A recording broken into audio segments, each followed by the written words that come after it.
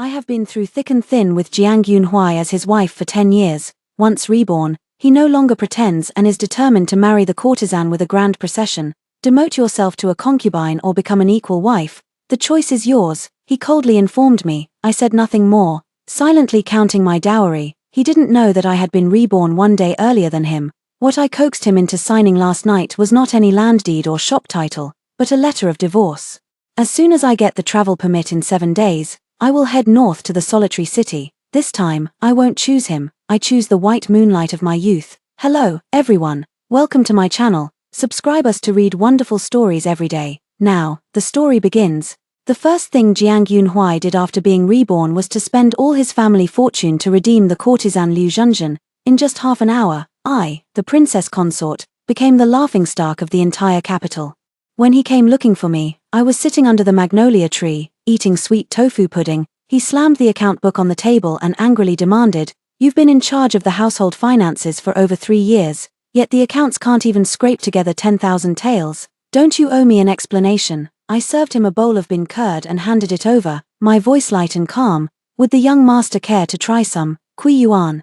He waved his hand dismissively but accidentally struck the back of my hand, leaving it instantly flushed red. In pain, I let go, and the porcelain bowl fell to the ground, shattering into pieces. Jiang Yunhui awkwardly withdrew his hand, cleared his throat softly, and tried to regain his composure as he offered an excuse. "You don't need to please me. Zhenjun is the love of my life, and marrying her is my lifelong wish. As for you, you can choose to demote your wife to a concubine or make her an equal wife. I don't want to wrong Zhenjun." He stared at me, as if urging me to make a decision. I seemed not to hear, just hung my head, my gaze fixed on the scattered tofu pudding on the floor. Jiang Yunhui looked impatient. "It's just a bowl of tofu pudding. When did you become so nitpicky? But before I die from this serious illness, all I want is a bowl of sweet tofu pudding."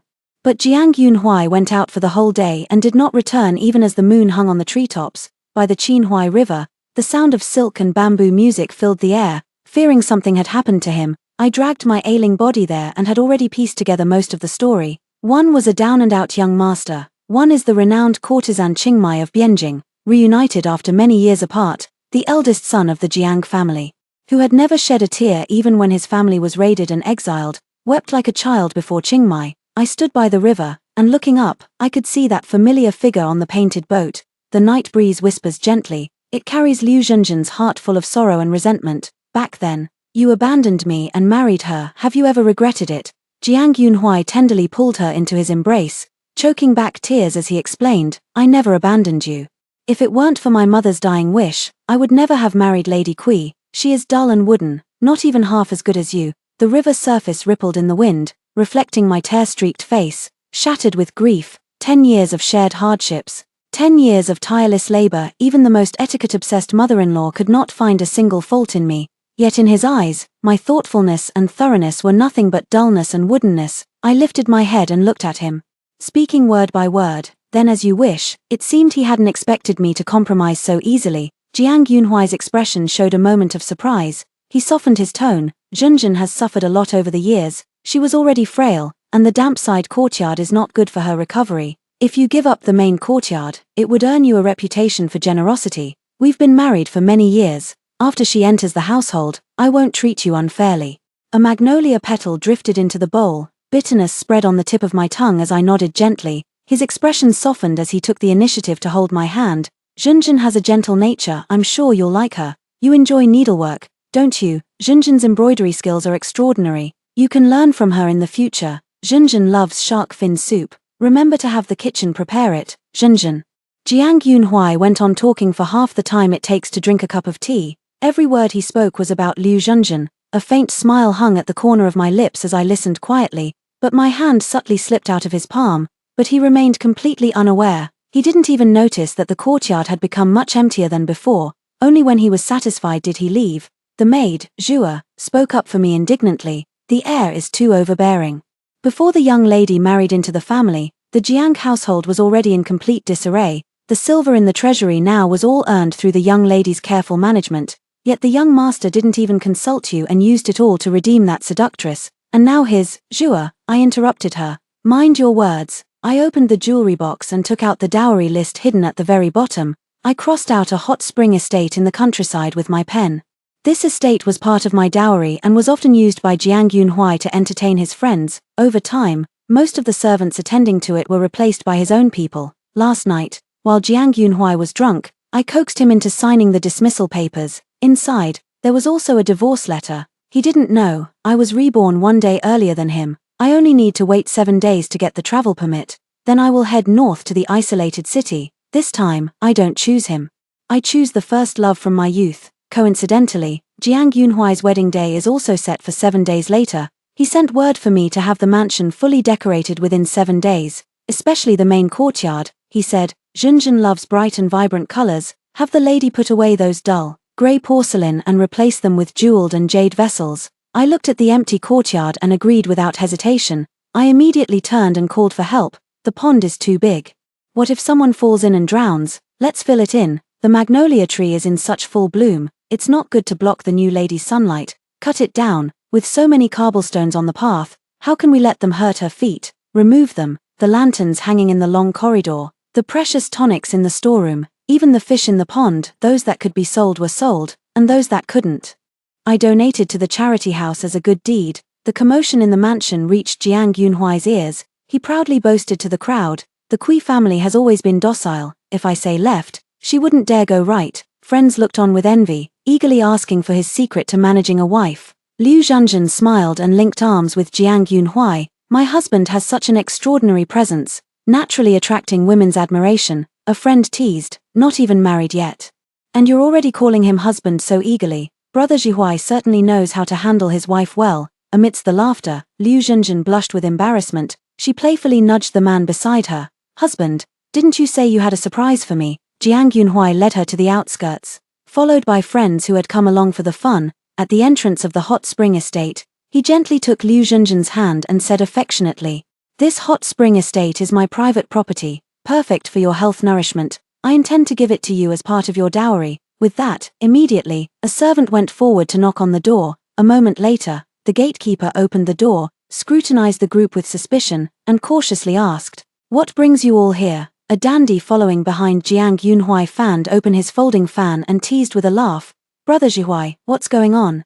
Even your own family servant doesn't recognize you. Jiang Yunhui's expression was far from pleasant. He spoke in a low voice, I haven't seen you before. You must be a new servant just hired by Steward Li. As he spoke, he turned to the gatekeeper and said sharply, Shameful creature. Hurry and call Steward Li out here. Scolded for no reason at all. The gatekeeper was also angered. He held the door with both hands and said furiously, What, Manager Li or Manager Chen?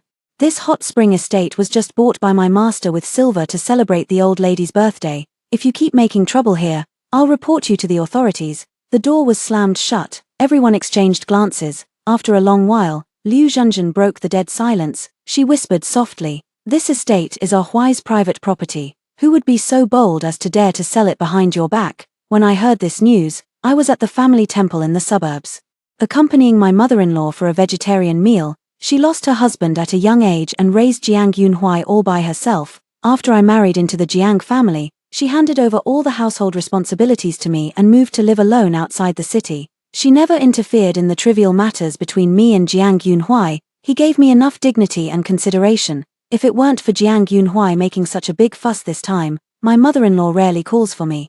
She put down her chopsticks, rinsed her mouth, and then sighed, Yuan, it's my fault for failing to teach my son properly, making you suffer. I didn't expect her to say that. I paused for a moment while rinsing my mouth. Mother, I'm not suffering. Silly child, you say you're not wronged, but I already know everything. Our Huai is prone to acting on impulse. When the Yi family was in trouble, I desperately stopped him from helping to avoid drawing attention.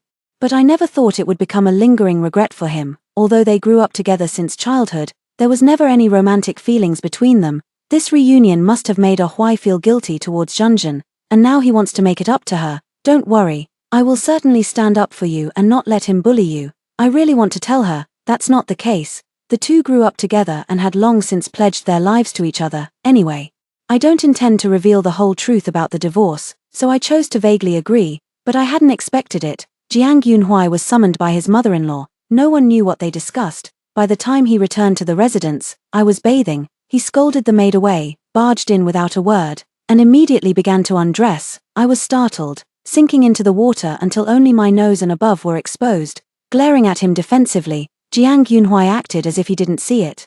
With a gloomy expression, he walked over and lifted his leg to step into the bathtub. I couldn't help but snap. "What are you doing?" He frowned coldly and said, "Don't you know what I'm doing?" I also got angry. "I don't know, and I don't want to know." "Kui Yuan." Jiang Yunhui gritted his teeth as he called my name. "I never realized how cunning you were before. You pretended to agree to accept Zhenzhen, then immediately went to complain to mother, letting her back you up. Fine. I'll let that slide, but you knew full well how much I loved the hot spring villa in the suburbs, yet you quietly sold it off without a word, making me lose all face in front of my friends. I am aware of what happened at the hot spring estate, but I would never admit to having my mother-in-law back me up." Seeing my hesitant expression, he immediately became energized. With a single leap, the whole person plunged into the bathtub. I was drenched head to toe by the splashing water. Before I could react, he pressed down on me fiercely. A punishing kiss followed immediately. This life and the last, he rarely loses control like this. Most of the time, he is gentle and restrained, never indulging too much in intimate matters. In the past, I would have thought it was mutual consent, but now, it just feels utterly disgusting. Blood trickled down. Jiang Yunhui let out a cry of pain. He stepped back, covering his bleeding lip. "Kui Yuan, have you lost your mind?"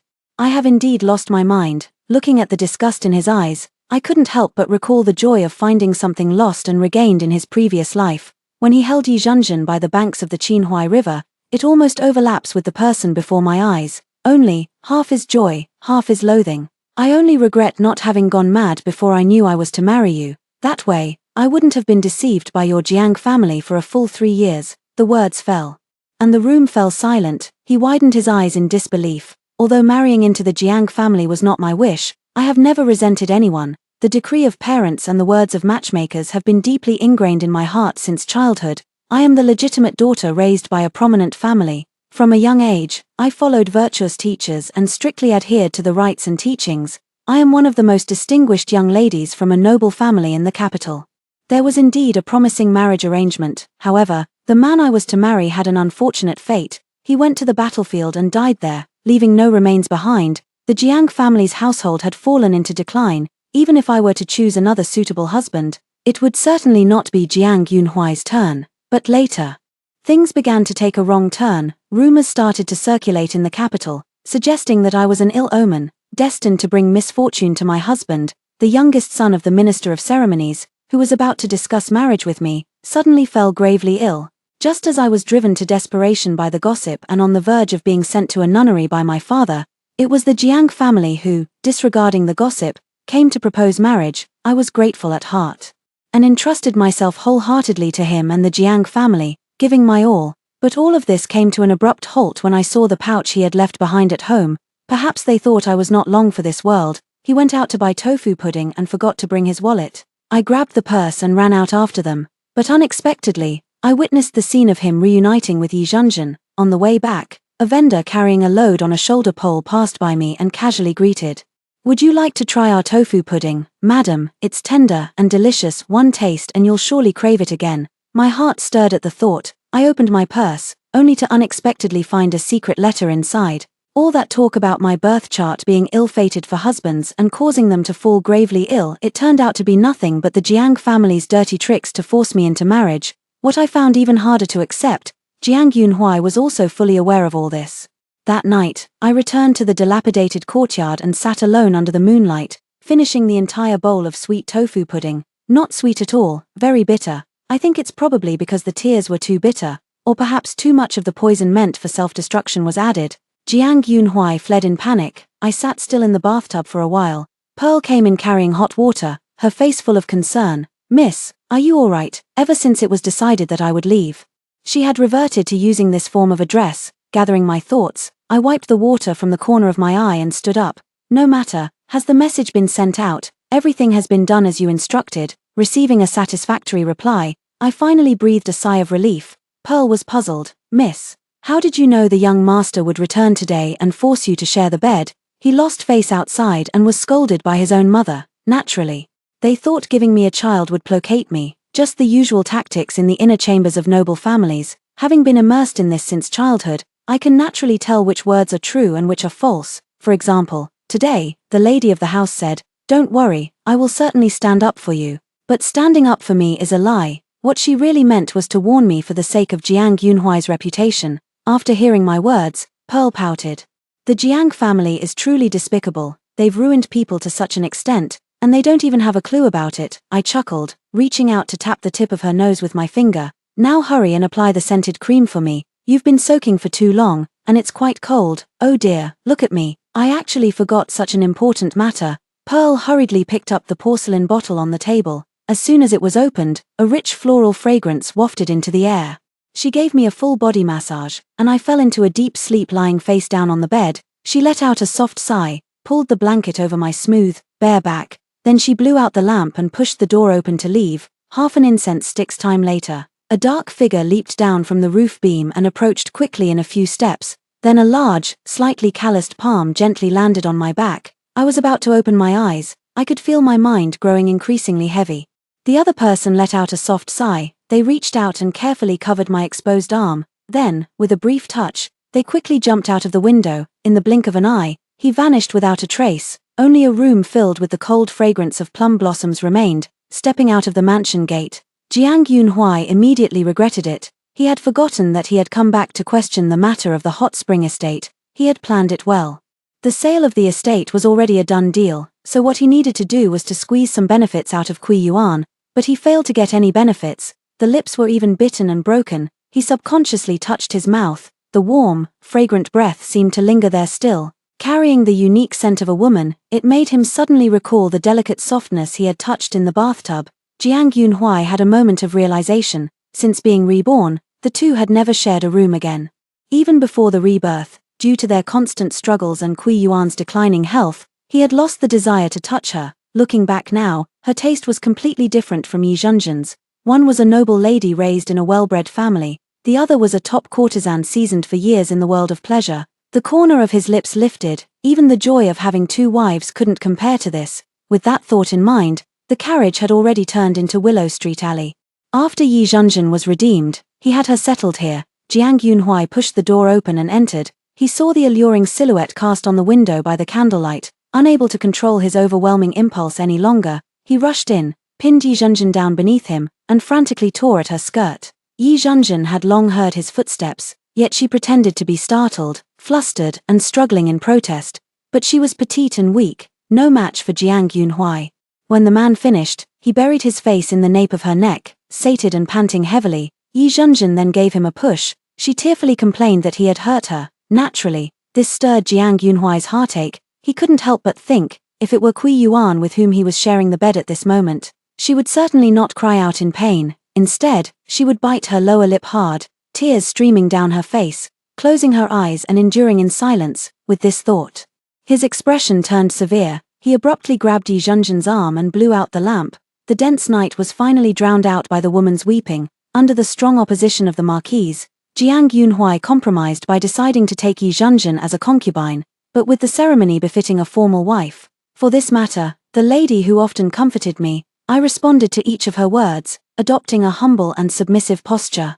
This led her to repeatedly praise me for my magnanimity and the demeanor of a proper wife. I merely smiled and did not argue. Returning to the city from the ancestral temple, I didn't head back to the mansion, but first made a stop at the treasure pavilion. This prime property was part of my dowry and the last piece of business I needed to settle. But I hadn't expected. As soon as I entered the shop, I ran into Yi Zhenzhen. She didn't recognize me, but I knew her. In her previous life, she had been famous for years for her beauty and talent, with every glance and expression steeped in a worldly charm. Yet at this moment, Yi Zhenzhen, still young and charming, with a touch of innocence even amidst the worldly dust, perhaps I had been staring at her for too long, she raised an eyebrow and glanced over.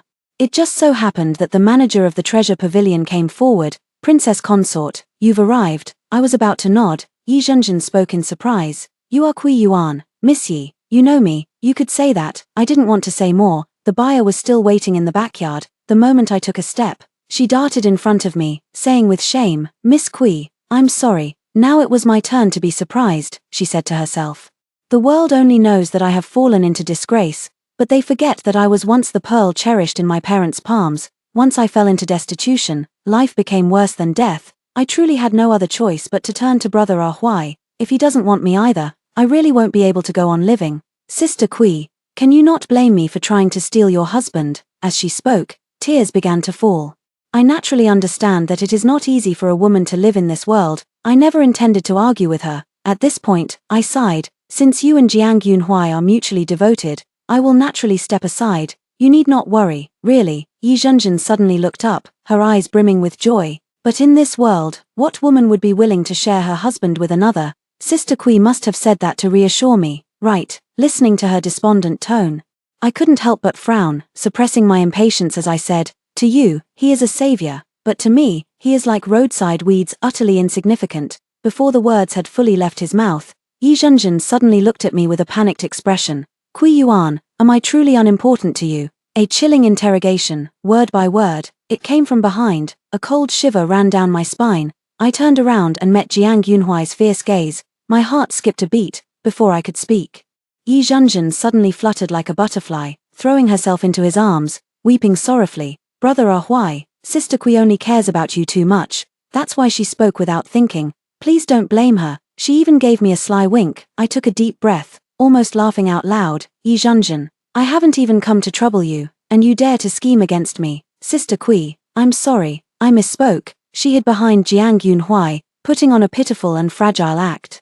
I told you, if you're angry, take it out on me. Why make things difficult for Zhenjin? She's already miserable enough. Can you really not tolerate her? Before you married into this family, did your mother, Lady Kui, not teach you that the husband is the supreme authority? Hearing him begin to belittle my mother, my patience was completely exhausted. Your principle is to uphold the heavenly order. My principle is not to waste words on scoundrels. Kui Yuan, where are your manners? He seemed genuinely enraged, his face contorting as he began to roar, eaten by the dogs. After saying this, I turned and headed towards the backyard. From behind, a faint angry voice could be heard. Zhenjin, take any jewelry you like, really, of course, since this shop is Kui Yuan's dowry, and she was so disrespectful to me today, even insulting you, she ought to apologize. Using these jewels and accessories to make amends is more than appropriate. I couldn't be bothered to listen to what they said after that. I just instructed Zhua to go and attend to the shopkeeper. Let him take them. Just charge everything to the Jiang family's account. Jiang Yunhui probably never would have imagined it in his wildest dreams. The one who took over the jewelry shop was the principal wife of the Minister of Rights, known far and wide as a formidable woman. By then, he was likely in for a rough time. Back at the residence, I had Pearl gather all the servants to the main courtyard, return all their deeds of indenture to them. Those who came as part of the dowry and wish to return to the Kui residence may do so. Those who do not wish to return may take their silver and establish their own households. As for the original servants of the Jiang family, there were not many to begin with. Seeing that there was money to be had, they left one after another, scattering away. In less than half an hour, the entire Jiang residence fell completely silent. Zhua draped a cloak over me. Miss, the night wind is chilly. Be careful not to catch a cold. I held her hand. He let out a long, heavy sigh. Everything is ready, just waiting for the grand wedding. The day before the grand wedding, I ordered someone to deliver the divorce letter to Jiang Yunhui. The messenger reported back. The young master received the letter but did not open it. He just tossed it aside casually, seeing that I remained silent. He lowered his head even further and said cautiously, I heard that Lord Jiyu has returned to the capital and was feasting at the Moonlight Pavilion. The young master happened to run into him and, carried away by the excitement, drank a few extra cups. That's why he didn't have time to read the letter. Lord Jiyu. I didn't care at all whether he had read the letter or not. If I'm not mistaken, this Lord Jiyu is none other than Jiyu Junmo, the youngest son of the Minister of Ceremonies, with whom I almost got engaged. It is said that he was gravely ill at that time. He was sent out of the capital by his family for medical treatment. Shortly after I got married, all my illnesses vanished, and I went straight to the battlefield. It has been over 3 years since I got married. He hasn't returned home for 3 years either. Setting aside the chaotic thoughts, I tipped the servant. I began to pack my final belongings, to avoid drawing attention. Red lanterns were hung outside the Jiang residence, along with the 20 mourners I hired for 200 taels. They only needed to pretend to be servants of the Jiang family around the perimeter. I have to say, Jiang Yunhui probably thought he had me all figured out. He didn't notice a single thing amiss. After packing the last of the items into the trunk, looking at the empty room, I smiled sincerely. Early the next morning, I took the documents and headed straight for the city gate. The sky was dim, the city gate was not open. A questioning voice came from outside the carriage. Pearl grabbed a handful of fruits and stuffed them into the other's arms, explaining with a smile, My lady has divorced, it's a day of celebration. Please do us a favor." The creaking sound passed. How rare, accompanied by the others muttering. The carriage drove out of the city gate, heading north. Halfway along the road, the sound of hoofbeats came from behind. Growing closer and closer, Pearl lifted the carriage curtain and looked back. "Miss, it's a handsome man." I hurried to cover her mouth. Unfortunately, it was still a step too late. The man rode past on his horse. At the moment we were about to pass each other, he suddenly turned his head and cast a deep glance at me. My heart skipped a beat. "I feel like I've seen this face somewhere before." Jiang Yunhui woke up with a hangover, the moment he opened his eyes. He saw a circle of people gathered around the bedside. Yi Zhenzhen, dressed in a bright red wedding gown, had tears welling up in her eyes and was looking at him with a pitiful expression. The servant reminded him with a tearful tone, "Young master, if you don't get up now, you'll miss the auspicious time." Originally, taking a concubine would have been a simple matter, just a sedan chair carrying her into the mansion, and even if the groom wasn't present, it wouldn't have been a big deal. But Jiang Yunhui insisted on giving Yi Zhenzhen the respect she deserved. Not only did he arrange a formal wedding ceremony to welcome her into the household, but he also sent out numerous invitations, asking many relatives, friends, and classmates to attend. By the time he endured his headache and rode on horseback to the gates of the Jiang residence, but he saw the mansion gate crowded with guests who had come to witness the ceremony. Everyone noticed his late arrival. Their faces showed indignation. One of his classmates, being impatient by nature, couldn't help but rebuke him. "Brother Jiang, today is your day to take a concubine. We really didn't want to come, but out of respect for our friendship, we made the effort to be here, and this is how you treat your guests. The auspicious hour is almost upon us, yet we've been waiting outside your Jiang residence for over an hour without anyone to welcome us in. What is the meaning of this?" One person voiced their grievance, the others also began to speak up. For a moment, the scene was chaotic. Jiang Yunhui, already suffering from a severe headache, immediately looked as if he had lost both parents. Furious, he dismounted from his horse, rushed to the mansion gate in a few strides, and kicked it. After kicking it 3 times, the gate finally opened, but the scene inside shocked everyone's eyes. The main courtyard, which should have been filled with flowers and red silk, was completely empty. Even the bluestone slabs on the ground had been dug up one by one. Only the mottled, muddy ground remained. Jiang Yunhui stumbled forward, rushing inward. The crowd followed behind him. The further they went, the more shocking the scene became. The carefully cultivated willow trees were uprooted. The lotus pond was filled in. The rockery disappeared, leaving only a deep pit. The covered corridors, pavilions, and small bridges all looked as if they had been blown apart by something. Everything was in a complete mess, toppled and scattered in disarray. The courtyard where he and Kui Yuan lived was even more of a devastating sight. What made his heart race even more was that, in the vast Jiang residence, not only was Kui Yuan missing, but even the servants had vanished. It was as if they gave him no time to process it. Mourners, dressed in funeral garments, filed out from the side courtyard in an orderly line and knelt with a thud before Jiang Yunhui. A loud wail. They began to cry with full emotion. Most of them cried their hearts out, the way one cries for a child. The sound of discussions mixed with weeping reached Jiang Yunhui's ears. "It's utterly embarrassing, unbelievable, unheard of. We'd better leave quickly. If this gets out and people find out we came to congratulate him on taking a concubine, wouldn't we be sharing in his humiliation? Now that you mention it, leaving us waiting outside earlier, could it have been intentional on his part? Now even those who didn't know we were here will find out." Everyone chimed in one after another. Every word felt like a knife piercing Jiang Yunhui's heart. He had just uttered, "Kui Yuan," then his eyes closed, and his entire body went limp as he collapsed to the ground. There was no one in charge at the Jiang family. He fell down, and the scene immediately descended into chaos. The mourners took advantage of the confusion and scattered in all directions like birds and beasts. One of the older men walked to the other side of a wall and blew a whistle into the distance, with 3 high notes followed by a low one. A moment later, a carrier pigeon flew into the clouds. In the blink of an eye, it vanished without a trace. In less than half a day, the incident at the Jiang family became the talk of the town in the entire capital. Regarding the matter of the Jiang family, I have no idea at all. Inside the post station, I looked at the man who had been following me all the way. I couldn't help but ask, "Have we met somewhere before?" Upon hearing this, the other person was taken aback. Then, with a hint of helplessness, "Miss Kui, after all, I did discuss marriage with you. Am I really that unmemorable?" Mentioning the marriage discussion, my eyes lit up. "Is that you, Jiyu Junmo?" "It is I." He suddenly stood up and bowed to me with great solemnity. I returned the bow.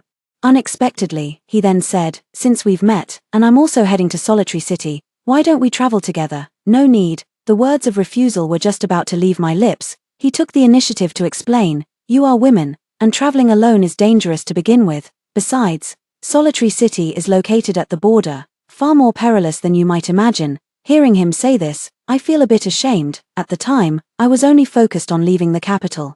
But I never thought about how Pearl and I would face the hardships along the way. After thinking it over carefully, I nodded in agreement. After all, Jiyu Junmo was originally a city guard of the isolated city. Not only was it on the way, but his combat skills were also quite impressive. As for why I thought he was impressive, it was naturally because during the journey, he killed a wild boar with his bare hands. The stone-hard, broad shoulders had Pearl utterly mesmerized. Seeing my silence, Jiyu Junmo asked casually, "Why did Miss Kui think of going to the lonely city? To find someone?" I replied naturally. He paused for a moment, then showed an understanding expression. "I heard your first fiancé died in battle at the isolated city. Could it be that Miss Kui is going to pay respects to the deceased?" Something like that. I don't wish to say much more, but strangely enough, Jiyu Junmo's mood inexplicably turned somber. This state of mind persisted until they arrived at the isolated city. Seeing the female general Bai Wei guarding the city, noticing me, she was stunned at first, then rubbed her eyes in disbelief. "A Yuan, is it really you?" "It's me, Sister Wei Wei." I jumped off the horse and almost tearfully threw myself into her arms. It had been 6 years since we last met. She had grown taller, her features sharper, her skin tanned dark, and when she smiled, she revealed a set of white teeth, exactly as I imagined, the dashing and heroic female general. After hearing about my experiences since getting married, Bai Wei's eyes also reddened, her voice filled with fury. She slammed her palm and broke the wooden table. "If it weren't for my younger brother dying on the battlefield, how could this Jiang fellow have gotten such a bargain? He obtained it and doesn't cherish it. Utterly despicable.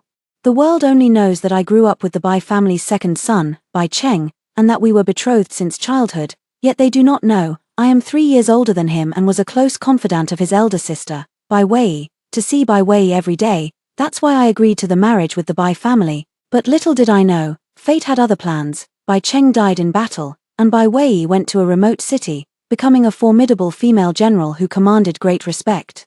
In my previous life, until I died of illness, I never got to see her again. To me, she was my white moonlight. When the atmosphere turned sorrowful, a head poked through the gap in the tent flap. It was none other than Jiyu Junmo. His gloom instantly vanished as he exclaimed in disbelief, "Miss Kui, so you came to the isolated city for my sister?" After Bai Wei's explanation, I just found out that the Jiyu and Bai families are actually related by marriage. Jiyu Junmo calls Bai Wei his cousin.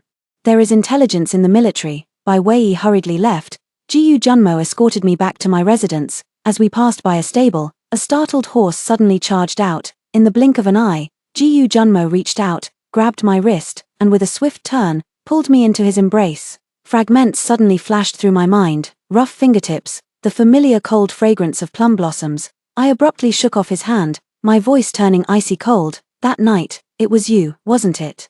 The one who sneaked into my room." Almost as soon as the words were spoken, Jiyu Junmo's face instantly turned deathly pale. He stammered anxiously, I didn't mean to, I just missed you so much." As he spoke, his eyes actually reddened, but before I could press him further about what he meant, a horn sounded in the distance. His expression turned serious, and he said urgently, "The enemy is attacking the city. Go back to the tent quickly, don't run around, wait for me to return."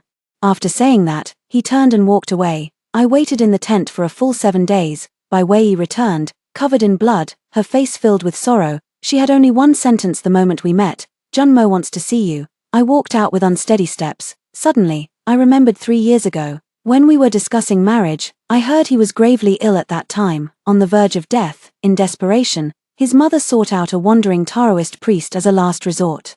After a round of diagnosis and treatment, I became the one who harmed him. Even Bai Cheng was brought to his death by my ill fate. The tent flap was lifted. I was almost pushed to the bedside. At a glance, I saw Jiyu Junmo lying there. His face was pale, his breath faint, and his body was wrapped in bandages with blood slowly seeping through. A shocking sight. He heard the noise. He slowly opened his eyes and smiled at me, but that smile seemed so sorrowful in my eyes. I couldn't bear to look any longer and turned my face away. A sigh came from behind me. On my way back to the capital, I heard that the Jiang family's boy is going to marry a courtesan as a secondary wife. I was afraid you couldn't handle the shock, so I wanted to sneak in to check on you, but as soon as I entered, I saw Jiang Yunhuai barging in, and I had no time to retreat. Asterisk cough cough cough asterisk. Stop talking. I cut him off. Although it was a misunderstanding, it can't just be let go. Once you've recovered from your injuries, you must come and let me punch you a few times to vent my anger. As for other matters, we'll talk about them another day. Gu Junmo curled his lips. Alright, it's a deal. I walked out of the tent. I asked Bai Wei, was it fun to deceive me? Bai Wei leaped onto the horse's back in one swift motion, galloping into the distance, shouting as she rode, I was wrong, but I'll dare to do it again next time. Her silhouette almost merged with the sunset.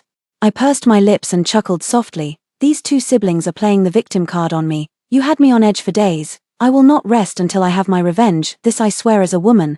There's plenty of time ahead, just you wait and see. Jiang Yunhui had a dream. I dreamed of returning to my previous life. His entire family was exiled because he was implicated in the imperial examination fraud case. It was only through the maneuvering of Kui Yuan's father that he wasn't sent to a desolate land. Instead, he went to a land of fish and rice. Though life was humble, Kui Yuan was capable and managed to keep the household in perfect order.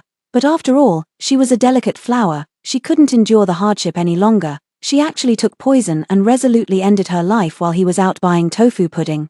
Kui Yuan was gone. Soon, Jiang Yunhui was left penniless, not knowing where his next meal would come from. All the money in the house combined wasn't enough to even see Yi Zhenzhen once. Finally, he was starved to death. The feeling of hunger before death still lingered. He opened his eyes in fear. After looking around, he closed his eyes again, murmuring, it must be a dream. I clearly have been reborn, but my home couldn't possibly be this dilapidated. Almost in the next instant, lost memories flooded back like a tide. He opened his eyes, trembling. Only then did I realize that I was still lying exactly where I had fainted, not having moved an inch. The courtyard was utterly desolate and silent. Even the sound of the wind was unusually clear.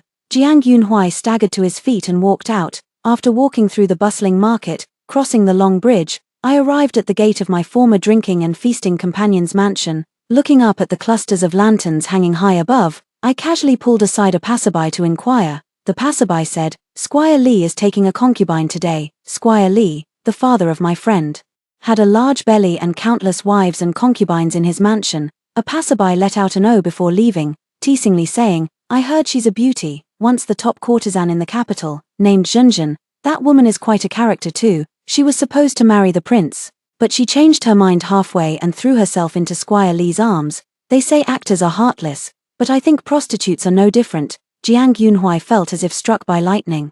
A woman's scolding voice came from behind. Grab him. How dare he run up a tab in my establishment and not pay up? He must be tired of living. Farewell to Jiang Yunhui. I saw him among a batch of courtesans sent by the imperial court. He had changed into a dress, applied rouge, and disguised himself as a woman, hiding in the military tent. I happened to pass by. I saw him working hard to please a military officer. He took me to a plum grove within the city. Red plum blossoms dotted the white snow, so beautiful it seemed otherworldly. He drew his sword and performed a sword dance in the snow. Bai Wei hid behind the rockery and whispered to me, to please you, he's practically strutting like a peacock. Are you really not considering it? Pearl, miss.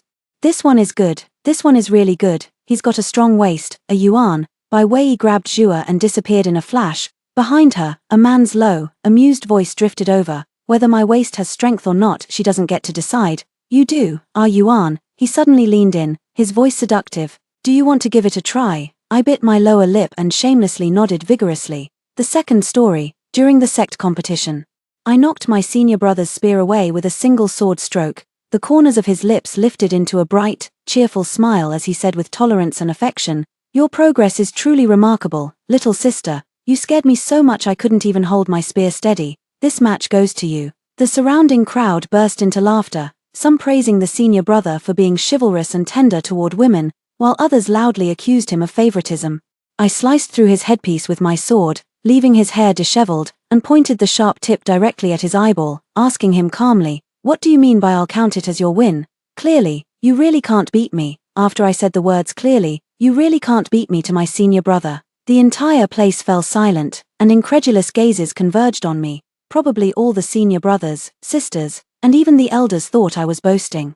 Even my senior brother's usually gentle expression stiffened. Junior sister, what kind of joke are you making? How could I possibly not beat you? I summoned the sword back, holding it horizontally before me, and made a gesture of seeking guidance toward my senior brother, saying, Then I ask you to go all out. If you truly lose to me, Please run 3 laps around the sect and shout I am no match for He. I entered the sect 50 years later than my senior brother, and even now, I have only cultivated for nearly 100 years. A gap of several decades cannot be bridged in a single day. Everyone present, including my senior brother himself, believed I couldn't possibly win against him. My senior brother didn't expect me to make such a request and found it amusing. He retorted, "And what if you lose, junior sister?" Someone in the crowd immediately chimed in, teasing, "Then the little junior sister should offer a sweet kiss." I looked straight ahead, not even sparing my senior brother a glance, and said only, "I won't lose." My senior brother adjusted his cuffs and raised his spear again. Standing tall and graceful in the sunlight,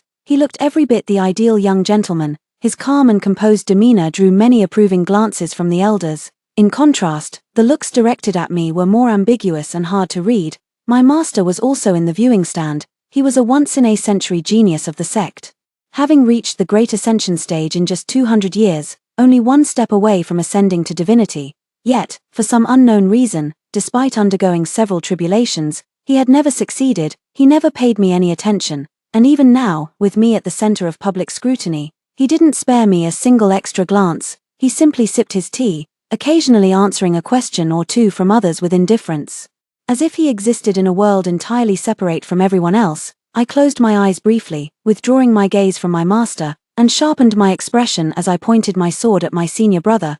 "Please give it your all." I was a full head shorter than my senior brother. After forming my foundation at 17, my appearance had hardly changed, so in the eyes of everyone present, I could probably be described in 4 words: still wet behind the ears. My senior brother smiled and said, "As you wish, junior sister." The outcome of my duel with my senior brother was decided quickly. He underestimated me, and I managed to slash his sleeve. After that, a fierce glint appeared in his eyes as he thrust, swept, chopped, and stabbed, brandishing his spear with formidable force. Unfortunately, after 100 moves, I still managed to knock it flying with a few swift strokes of my sword. This time, he went flying along with it. Tumbling into the crowd of disciples who hurriedly caught and steadied him, he forced an awkward, unnatural smile and said, "Which master has been guiding you, junior sister? You've become so remarkably skilled." I didn't respond to that remark, only saying, "I trust you will keep your promise." As I stepped down from the dueling platform, I felt an unusual gaze fall upon me. I followed the sensation, but couldn't identify who it was. My master had left the viewing stand at some point. I tightened my grip on the sword and left as well. This duel had revealed something to me. I had a strong intuition that no one present, including the elders on the viewing stand, could defeat me. My senior brother said I had received guidance from a master. In a way, yes, and in a way, no. 50 years ago, I was imprisoned in the cold prison for a wrongdoing, and in a corner of the pool, I discovered something, half a wall of obscure, hard-to-understand terminology. Perhaps left by some predecessor who had also been imprisoned there. I spent 2 years studying it, and then began practicing the techniques described on it. Every single character on that wall of techniques contained boundless power, making the practice extremely difficult. I once saw an introduction to this technique in an obscure book in the library. It's called the 1,000-word formula, which involves infusing one's cultivation into written characters. Later practitioners, when training, can then convert the cultivation within the words for their own use. I won't go into the hardships and pain of the process, but perhaps due to the influence of the cold prison, during my practice, I felt my body gradually grow colder. Unlike that of a living person, my spirit also became more transparent, and along with it, my emotions and feelings gradually faded away. Accompanying this was my increasingly powerful cultivation. A few days after the match, I happened to pass by the pavilion used for disciples' rest and overheard them discussing my duel with that unknown senior brother. Senior brother Zhao Zhen actually lost to a criminal who's been locked in the cold prison for 50 years. I think it's clear that senior brother Zhao went easy on her, that He not only entered the sect 50 years later than him, but even compared to us, she's 20 or 30 years behind. How could she possibly win against senior brother Zhao? Maybe, as senior brother Zhao said, junior sister he received some guidance from a master. After all, junior sister he looks weak and easy to bully, yet somehow endearing. Who knows which elder would actually take a liking to junior sister he, who's so thin she's practically skin and bones. I casually swung my sword, and the stone statue shattered into pieces. The flying debris struck those people, leaving them with bleeding heads. They were about to curse, but when they turned around and saw it was me, their expressions instantly became quite dramatic. One of them, with blood still dripping from his head, managed to look me up and down arrogantly, saying, "Junior sister we were just joking." As a woman, How can you be so impulsive and crude? The person next to him quickly pulled at him, playing the peacemaker. Junior sister, don't be angry, we were just bored and said a few words, if it made you uncomfortable. We apologize. I tilted my head slightly. After cultivating for so many years with no progress, you useless lot must have gotten in by selling your bodies. After all, you look weak and easy to bully, so pitifully endearing. I was just bored and said a few random words, if it made you uncomfortable. I apologize. Someone clenched their fists in agitation, about to lunge at me. Before anyone nearby could stop them, I had already sent them flying with a palm strike. I was just joking. How can you, a man, be so impulsive and rough? The noise of the fight was too loud, attracting other disciples, and we were taken to the discipline hall. Those few people were in cahoots, twisting the truth to make black seem white. With my notorious reputation, the discipline elder didn't hesitate to condemn me. You've only just gotten out of the cold prison and you're already causing trouble. You never learn. If it weren't for your master protecting you, I cut him off. Are you going to lock me in the cold prison again? The discipline elder was taken aback and said, although you are a bit unruly, this matter isn't serious enough to warrant locking you up in the cold prison again. It's just that a cold gleam flashed as I summoned my sword, sweeping past the figures of several people in the room. Screams erupted one after another. I had severed the right arms of those disciples. Now it's serious enough. Lock me up. By the time my master arrived, I had already been shackled, dressed in pristine white robes like a celestial descending to the mortal realm. He walked toward me with an icy expression, his gaze looking at me as if I were an ant, just as he had when he first chose me. He frowned slightly. Why did you harm someone for no reason? I stared straight at him. None of your business. He didn't speak, only furrowing his brows more deeply. Though his face was flawlessly handsome, it filled me with utter disgust. And I averted my gaze. I heard him say with an air of indifference, old habits die hard, lock him up for another 30 years. The last time I was imprisoned in the cold dungeon was 50 years ago. Before being locked up, I also met my master. Just like this time, he stood high above, while I was bound by a curse. He coldly remarked, utterly incorrigible. The cold dungeon was exceptionally frigid, unbearable for any but high-level cultivators. The piercing chill kept my mind sharply awake, reminding me of events from many years ago. In truth, Hiji was not my original name. My original name was Xiaoxi, because I was the fourth child in the family. After my mother could no longer bear children, my father sold her to a brothel, just like he had done with my older sisters before me. That was the first time I killed someone, at 12 years old, my hands trembling like a sieve, yet the smile on my face just wouldn't stop. Like a monster, I heard it by the window. Father was going to sell me to a brothel, just like he sold mother back then over gambling debts. When he spoke of me, it wasn't as if he were talking about his daughter, nor even a person. My daughter is still a virgin, though she's a bit young, but in a couple of years she'll be ready, won't she? That pretty little face of hers. Go out and take a look around. You won't find a better one. Strangely, when I heard these words, I felt no inner turmoil. I just instinctively began to calculate.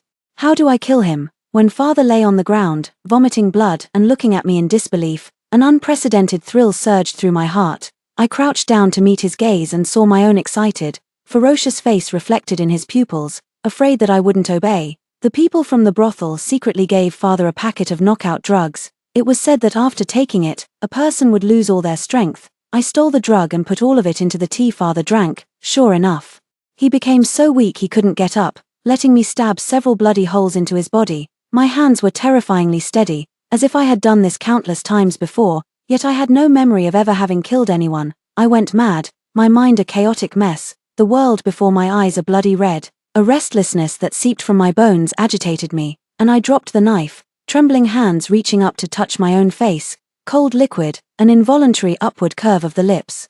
After burying my father's body, I set out on the path to seek immortality and enlightenment. Stumbling along for several months, I finally arrived at the sect. My qualifications were up to par, and I was brought up the mountain gate, standing in a group with children my age. The elder asked us about our preferences, intending to assign us based on our innate talents and interests. Some preferred wielding swords and knives, some enjoyed tending to flowers and plants, and others were fond of reading scriptures. When it was my turn, I thought for a moment and answered with something that had recently touched my heart. Killing. I enjoy killing. The entire hall erupted in an uproar, as the children's gazes, filled with doubt, disdain, and fear, came one after another. How disgusting. We actually have to cultivate alongside such scum. She wouldn't try to kill us, would she? At such a young age, her heart is already so wicked. She couldn't have actually killed someone, could she? I was quite puzzled. I had merely stated my preferences and had no intention of killing them for the time being, yet they regarded me as a monstrous threat, looking as if they wished to eliminate me at all costs. An immense pressure loomed over me. The elder was approaching. His condescending gaze made me uncomfortable. I had a feeling he shouldn't be looking at me from this angle.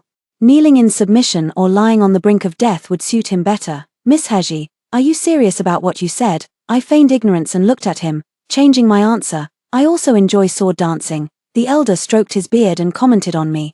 Impure intentions lead to no great achievements. I stared at the circular artifact on his wrist without speaking. I remembered that when I saw him yesterday, he wasn't wearing this thing. This thing originally belonged to a new disciple, worn on their wrist. Because of the elder's words, no mountain peak was willing to take me in. I ended up becoming nothing more than an outer sect disciple doing odd jobs. It wasn't until a few years later, while I was out transporting goods, that I encountered mountain bandits. I was rescued by a master who descended from the sky like an immortal, and it was only natural that I became one of his few closed-door disciples under his peak. From then on, my status rose significantly. Yet, strangely enough, even though my master saved my life, I couldn't bring myself to like this savior of mine at all. Perhaps it was my cold nature, but not only did I not like him, I even detested him. Every time he came near me, I felt a strong aversion. Despite his profound cultivation and a face that could enchant countless young women, I have always trusted my own instincts. After becoming his disciple, I didn't learn much from him. He practically left me to my own devices, only having a few senior brothers and sisters teach me some basic techniques. Not satisfied with what I was learning, I often sneaked into the library to read books. By the time I had nearly exhausted all the books there, I had barely seen my master a few times. He was often in seclusion, and our interactions were very shallow. In my memory, he is only associated with 3 things. First, he saved me from peril in the mountain forest. Second, 50 years ago, before being imprisoned in the cold dungeon, he assessed me as utterly incorrigible. Third, now he stands high above, imposing punishment upon me. Still the same old ways. Another 30 years of confinement. 50 years ago, I have made some progress in my cultivation and was permitted to go down the mountain with my fellow disciples for training. While passing through a small village, we detected traces of demonic energy lingering in the area. Upon investigation, we found that several men had their vital energy drained by a demon. Although they were still alive, each of them looked emaciated, sallow, and extremely weak, appearing as if they had indulged excessively and would not live much longer. We followed the traces and caught the culprit in a peach grove, a peach blossom demon. However, the peach blossom demon was exceptionally beautiful and delicate. When she looked at everyone with tearful eyes, no one could help but feel pity for her. She then spun a tale about how hard she had worked in her cultivation and how she had been deceived, making everyone feel deeply sorry for her. I felt that the way the peach blossom demon cried looked very familiar. But that didn't stop me from being determined to kill her. I stood against the crowd, pointing my sword directly at the peach blossom demon. "I'm going to kill you." A senior sister stepped forward gracefully. "It's not easy for the peach blossom demon to cultivate, junior sister. Just spare her this once. She only absorbed a bit of essence and didn't truly harm anyone." Someone chimed in. Yes, as the saying goes, always leave some leeway. Junior sister, don't be so rigid. At most, we can just destroy this peach blossom demon's cultivation. You can't just act so arrogantly and domineeringly just because you have the favor of immortal Lord Beeching. Junior sister. I let out a cold laugh and said no more. A man drained of his vital essence won't die immediately, but he won't live long either. If he originally had 50 years of life, after being drained, he would only have 30 left. It's not that these people are unaware of this truth, but they insist on opposing me. United in their shared hatred, the senior sisters want to showcase their gentleness and understanding, while the senior brothers aim to display their magnanimity and compassion for all, leaving me to appear cold-hearted and indifferent. Alone, I was no match for the several of them. They successfully took the peach blossom demon with them. That peach blossom demon was very good at acting cute and pleasing others. In less than a day, it was already calling everyone brother and sister. As adorable as a sticky rice ball, the peach blossom demon even tried to win me over, but she was always scared away by the sword in my hand, only able to watch me from afar with hopeful eyes. I don't understand. I'm the only one who insists on killing her, yet she always wants to get close to me. When encountering a demon beast, the peach blossom spirit's first reaction was to run in front of me to protect me. Though I pulled her back several times, she never learned her lesson. When she found fruits in the mountain forest, she would always wash them first before giving them to me, making my senior brothers and sisters green with envy. while being chased by a snake demon. The peach blossom spirit, with tears in her eyes and clearly terrified to death, still stood in front of me. Run. Don't worry about me. I remained unharmed, but the peach blossom spirit injured her arm. Watching her carefully hand the fruit to me, I sighed inwardly but eventually took it. Let me see your hand. The peach blossom demon's ears flushed red, and she kept hiding her injured hand behind her back. No, it's fine. I'm okay. Over time, the peach blossom demon and I grew closer. When I meditated, she would stay by my side, watching me with a gentle smile. Sister, I'll protect you. Before I sink into meditation, I always hear her say this. Occasionally, I also hear the peach blossom spirit arguing with other disciples. Don't talk nonsense.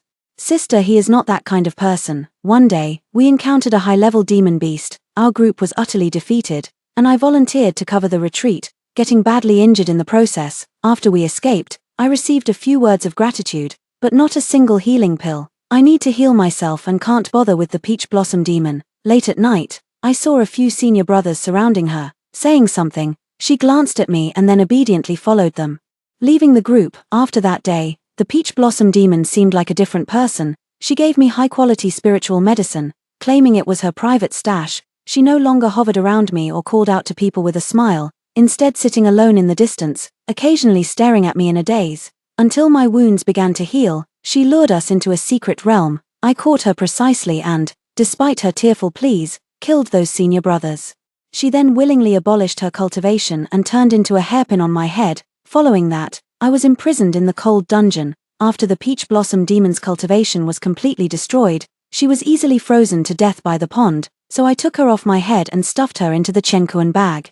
While I focused on meditating and cultivating, the peach blossom demon accompanied me like this for 50 years. The second imprisonment lasted 30 years. Additionally, my master had a particular fondness for the cold prison. I usually couldn't see him while cultivating, but whenever I made a mistake, he would immediately jump out and lock me in the cold prison. Roughly calculated, I've spent nearly 100 years in this place. Every day I studied the techniques on the wall.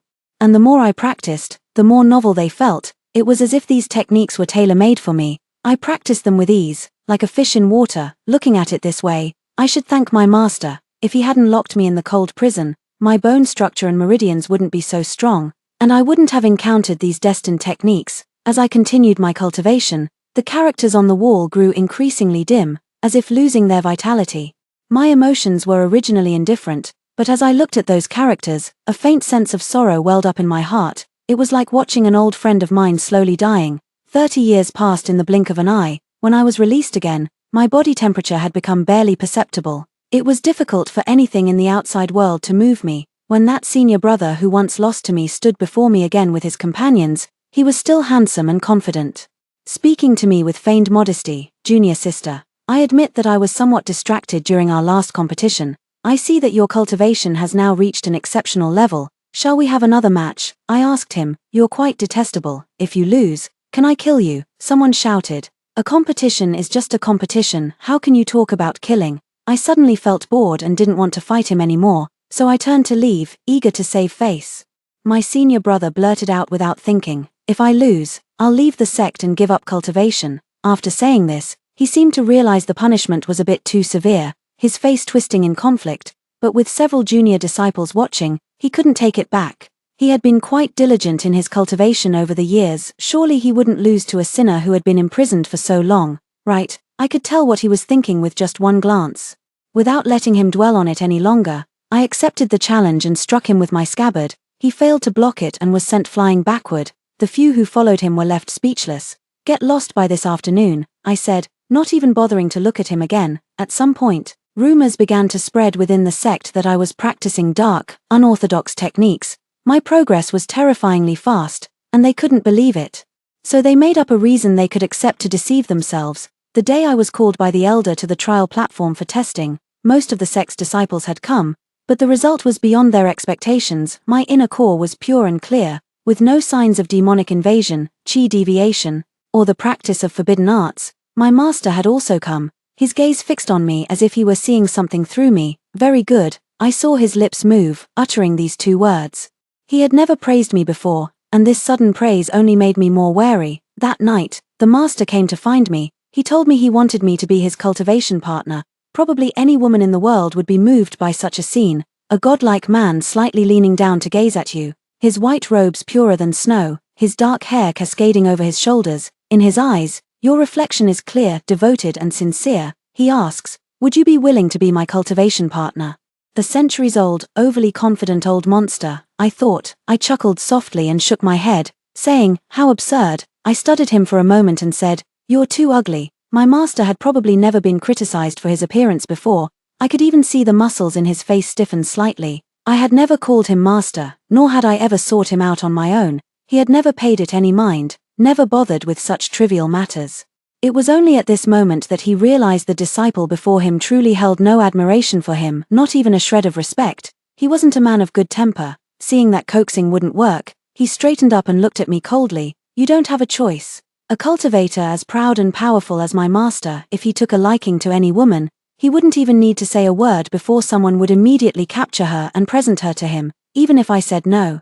The elders of the sect would offer me up to him like a tribute. No one would care about my feelings. After all, marrying the world's top immortal master is a blessing that ordinary people couldn't obtain even in several lifetimes. How could any woman be unwilling? My master probably thought I couldn't run far, so he didn't confine me, but simply set a date for our grand ceremony to become cultivation partners, to be held 1 month later. Once this news spread, it caused an uproar among all the sects, with people coming up the mountain one after another to inquire about the details. The ones who came the most were the female cultivators, who found it hard to imagine that their unattainable ideal would also step into the mortal world and form a partnership with someone. What kind of sorcery did that Hiji use to bewitch even the pure jade immortal venerable? You don't know, but Hiji is the immortal venerable's disciple. Everyone understands the saying the moon is first seen from the nearest tower, right? I don't get it. What's so great about Hiji? Could it be that she's as beautiful as a celestial being, or possesses profound cultivation? I've heard such remarks so many times over the past few days that my ears are calloused. Everyone suspects me, but no one suspects immortal Lord Beeching. They probably never considered that perhaps it was immortal Lord Beeching who first breached teacher ethics and seduced me, after years of neglect, and after I was imprisoned in the cold dungeon several times and my cultivation improved, he suddenly came to tell me to become his Tao companion. Disregarding my wishes, he put me on the hot seat, leaving me to be suspected and cursed by everyone. It's really shameless. Similarly, in the mortal world, when a man has a woman outside, most people, even his legal wife, first react by blaming that damned seductress, as if the man were so innocent and pure, and it's all because that woman is too fox-like in her beauty, her gaze too alluring, her figure too enchanting. The man exclaims, this is a mistake every man in the world would make. Countless understandings were gained. Other men would think, if it were me, I wouldn't be able to resist either, while his wife would think, it must be that woman who seduced him. I can't let her ruin my family. The man would weep bitterly and be forgiven, while the mistress would be beaten to death or drowned in a pig cage, which was seen as a fair outcome in the eyes of society. In my opinion, there are only 3 words, truly disgusting. The master thought I couldn't escape his grasp, but in reality, I had no intention of escaping. I didn't go anywhere, I just stayed in the cold prison. The peach blossom demon adapted to the temperature of the cold prison and, with my help, regained her human form, still appearing as a lovely young girl. Are you really going to be with him? I shook my head. No, he's old and ugly. I don't like him. The peach blossom demon suddenly blushed. What about me, then? Hearing this, I took a closer look at the peach blossom demon, petite nose and lips, sparkling large eyes, and rosy, delicate skin. She was a budding beauty, I said coldly. I don't like you, a great disaster is imminent, yet the peach blossom demon can still joke with me. Then who do you like? I lowered my gaze to my fingertips, writing a few familiar characters in the corner of the pond, and said casually, I don't like anyone. The peach blossom demon thought I was just joking and didn't take it seriously. How could a woman not have someone in her heart? It seems women are born to love, especially to love men. Life in the cold prison was quite fulfilling. Aside from talking to the peach blossom demon, I spent my time cultivating. I had already mastered the technique, making my cultivation twice as effective with half the effort. Apart from tailor-made, I really couldn't find a better phrase to describe how perfectly that technique suited me. The writing on the wall was fading, almost to the point of being illegible. I channeled my inner strength, using my finger as a brush, and carved it out stroke by stroke, as I carved a particular character.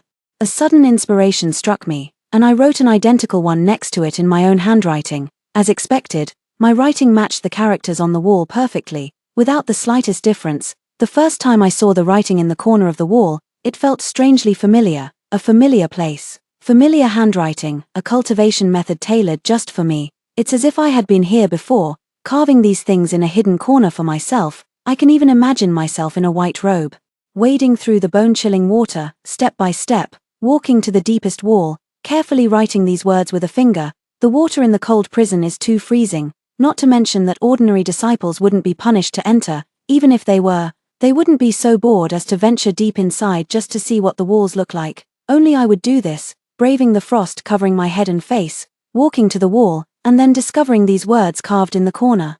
Only I would know that I would do this. The thought was too shocking. I quietly suppressed my doubts, not even telling the peach blossom demon. The grand ceremony is approaching. I am not entirely indifferent to my master's threats, but I'll cross that bridge when I come to it. Even a rabbit will bite when pushed to the limit, won't it? Not to mention I am a living, breathing person. Moreover, I have already mastered every word on the wall. On the day of the grand ceremony, many people came.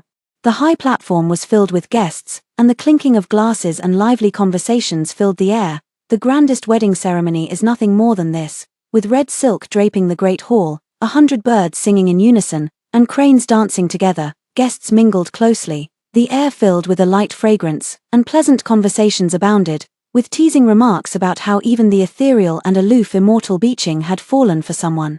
Blessings like a harmonious union for 100 years and a match made in heaven flowed effortlessly from the guests' lips, enough to fill a basket. The master's immense power turned what might have been seen as a sordid affair between teacher and disciple into a celebrated tale. Disgusting. I appeared outside the grand hall in white robes, drawing surprised glances and hushed whispers from the crowd. Why is Fairy Haji here? Why hasn't she changed her clothes?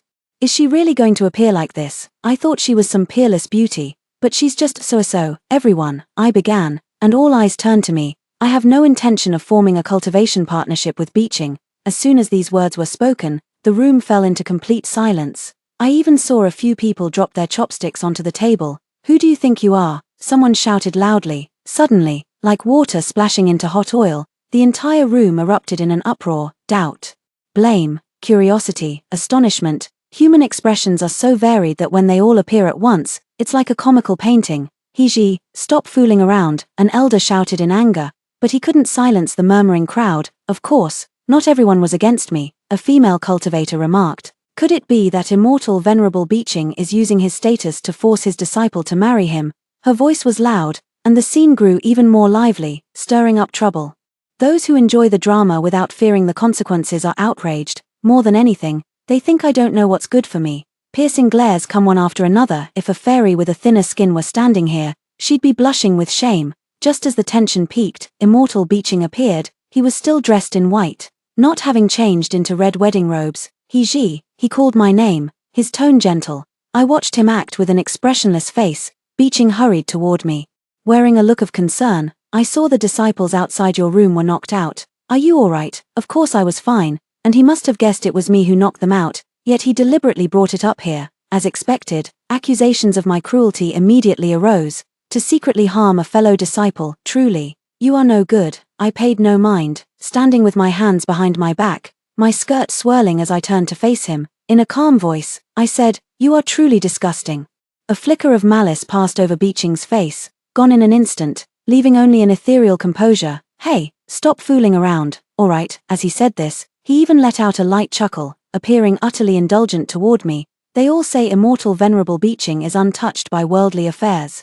But isn't he quite skilled at manipulating people's hearts? The moment he stepped back, he immediately appeared weak, and in everyone's eyes, wouldn't the one at fault be me? Hey, the pure green immortal has been so good to you, how could you let him down? A male cultivator said indignantly. I turned to look at him and asked, he's been good to me. Tell me, how exactly has he been good to me? He imparted knowledge and skills to you.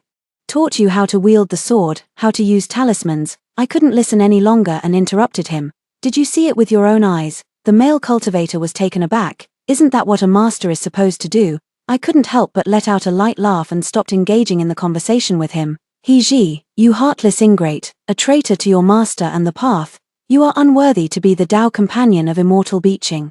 I followed the voice and saw a cultivator I didn't recognize, someone I had no grudge against, but the person next to him was an old acquaintance, my senior brother who had once lost to me, now standing on the side of the crowd, also filled with righteous indignation. Upon closer look, I could sense his underlying guilt. I asked the cultivator, "Heartless ingrate, a traitor to the master and the path, tell me, how exactly am I heartless, and how have I betrayed my master and the path?"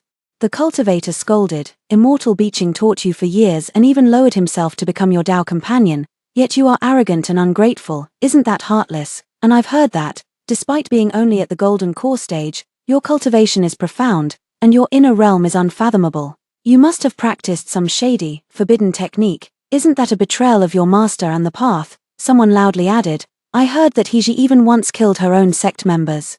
She's simply inhuman. She also chopped off the arms of several of my friends for no reason, ruining their ability to wield a sword for the rest of their lives." Accusations against me surged like a tidal wave, leaving me in a situation where I could hardly defend myself, especially since I had indeed done those things. However, with false charges, there is never a lack of excuses. Even if I tried to explain, no one would listen. Besides, I don't want to explain. I just want them to dare not say it again. I drew my sword and said coldly, "To be honest, I have indeed practiced a special technique." Several pairs of sharp, gleaming eyes fell upon me. My cultivation had advanced too quickly, naturally arousing envy. "Miss He, what cultivation technique are you practicing?" someone asked loudly. I chuckled softly, twirling my sword with a flourish. "No rush, I'll show you right now." Outside, the daylight faded as dark clouds gathered, and the dull rumble of thunder echoed from the distant heights, while snake-like streaks of lightning crawled across the sky. The roaring sound stunned everyone present. As fellow cultivators, they all understood what this thunder meant. Someone pointed at me in horror. She's about to undergo a tribulation." At that moment, people finally saw clearly that the lightning outside was actually 9 white blades spanning the heavens and the earth. Screams erupted one after another. 9 thunderbolts, the great ascension stage. Beeching could no longer force a smile. When he dropped his pretenses, the innate arrogance in his bones was laid bare. "Hey, my patience has its limits." I shook my head and said, "It's just as well, I have nothing to say to you either." In the blink of an eye, Beeching and I were locked in combat. Surging waves of energy overturned the hall's decorations, shredding the red silks and scattering fine wines and delicacies across the floor. The guests rose one after another, distancing themselves from the battlefield. Lightning struck, and my cultivation level surged, with terrifying spiritual energy sweeping through the entire mountain sect. 1, 2, 3, 5, 7, 9. I finally have the strength to challenge Bai Qing. I was struck so badly that I could barely be recognized as human, excruciating pain spreading throughout my body, yet my heart surged with exhilaration. I've waited far too long for this moment. Bai Qing and I fought from inside the hall all the way out. He truly lived up to his reputation as a master of our time. A single strike from his sword sent tremors through my bones. Our fight was so fierce it darkened the heavens and earth, each of us giving our all, nearly tearing apart half the sect. Dust and stones flew everywhere, the commotion immense. Onlookers could only see 2 white figures flashing in mid-air. Unable to make out any other movements, I was aiming to take Beeching's life. But he deliberately avoided my vital points. He only wanted to subdue me, not kill me. In that split second, everything connected. Why would the esteemed Beeching immortal venerable condescend to come down the mountain to save a lone girl? Why take in a disciple only to neglect and ignore them? Why, even after I killed my fellow disciples, was I merely imprisoned in the cold prison without further punishment? The cold prison. Why time and again was I thrown into the cold prison? Why did you choose to form a Daoist partnership with me? He saved me and took me as his disciple because I was useful to him. He didn't teach me any spells because he looked down on them, or perhaps he thought it was useless for me to learn such things. He repeatedly imprisoned me in the cold dungeon because it could mold me into the form he desired. What use is a cold prison? It merely strengthens the tendons and bones, and broadens the meridians. Why would a cultivator want to broaden their meridians? Naturally, it's to accommodate the flow of more spiritual energy. You neither teach me cultivation, yet you want me to be able to contain more spiritual energy. This spiritual energy cannot be my own, it can only come from the outside world. Beeching intends to use me as a cultivation cauldron. Using a disciple as a cultivation cauldron would likely invite much criticism, but if it were a cultivation partner, the world might even praise my unwavering devotion. A cauldron, as an inanimate object, is naturally used for refining pills and medicines by definition. As a living being, it is generally used by the practitioner to enhance their cultivation. Beeching, stuck at the ascension realm for many years without progress, came up with this sinister method of depleting others to enrich herself. But in this world, there is an unwritten consensus about cauldrons, which is, Those who become cauldrons are no longer considered human. You use me, then I use you, and after I use you, someone else uses you, until the cauldron itself can no longer endure and bursts apart, dying. It's not an exaggeration to describe it as being ridden by 1,000 and trampled by 10,000. Never mind whether I could withstand Beeching's immense spiritual power, if he successfully ascends, leaving me all alone. What am I to do, a cauldron with no strength to even tie a chicken? What should I do? Having thought it all through, I was suddenly struck by a wave of sorrow, as if I had truly become that cauldron, subject to anyone's bullying and humiliation. The sorrow turned into resentment. I hadn't been angered for a long time, but this time, in my rage, a trickle of blood seeped from the corner of my mouth. Bai Qing, however, thought I couldn't hold on any longer and boasted arrogantly, even if you've suddenly reached the great ascension stage, you're still no match for me. If you kneel and kowtow to admit your mistake, I'll let you off this time. I wiped the blood from the corner of my mouth and let out a cold laugh. In your dreams, Bai Qing was far too arrogant. Since he began cultivating, he had never suffered a defeat, a rare genius encountered once in a century. He had been pampered and revered by his sect. Over the years, he had grown accustomed to looking down on others. He was arrogant and conceited, smugly thinking that I was just putting on a tough front, so when my sword was pressed against his neck, he froze in shock. His astonished gaze slowly turned toward me. For the first time, the aloof and disdainful immortal Lord Beeching actually took a serious look at me. I've truly become interested in you now, Beeching said, but I'm not interested in him. I just want to kill him. If he could still say he was interested in me while I had him by the neck, after being gradually overpowered by my relentless attacks, he didn't dare utter another flirtatious word to me. Beeching was defeated, knocked down from midair by me. He crashed into the ground, creating a huge crater. His hair was disheveled, his clothes torn, and he looked like a madman, nothing like the dignified immortal master he once was. I had crippled his cultivation.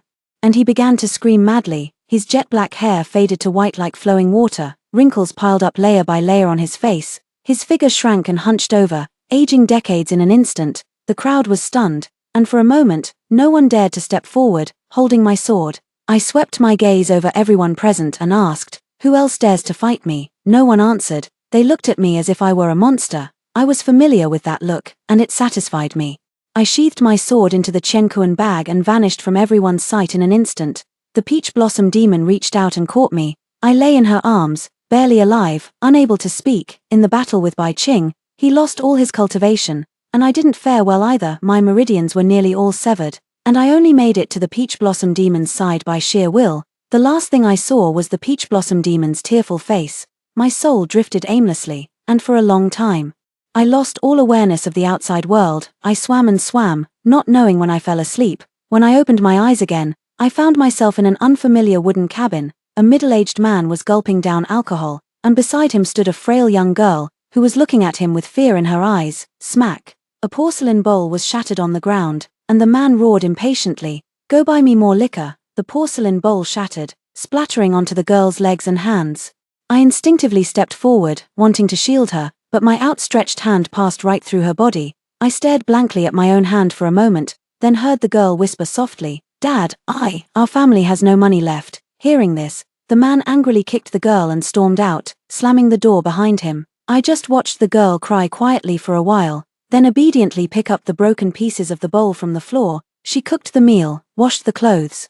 But the man still hadn't returned. The girl fell asleep on the table. She had a nightmare and woke up with terror in her eyes. It was already dark outside. She looked around, but the man still hadn't come back. She grew frightened, stumbling out of the house to look for the man. She knew where he liked to go. The gambling den is not there, it's in the brothel. Sure enough, in the brothel, the girl saw the man's back and was very happy, but she didn't dare to rush up, only following him quietly. "Oh, I have a daughter at home. She's about 10 years old. My daughter is still a virgin, though she's a bit young. In a couple of years she'll be ready, won't she? That little face of hers is so pretty. Go out and look around, you won't find a better one." Upon hearing this, the girl covered her mouth, her eyes wide open, tears streaming down her face in large drops. She did something she had never dared to do before. She ran away. I floated in mid-air, following the girl step by step, watching her beg along the way until, months later, she finally arrived at the grand sect that was recruiting disciples. The girl tilted her head,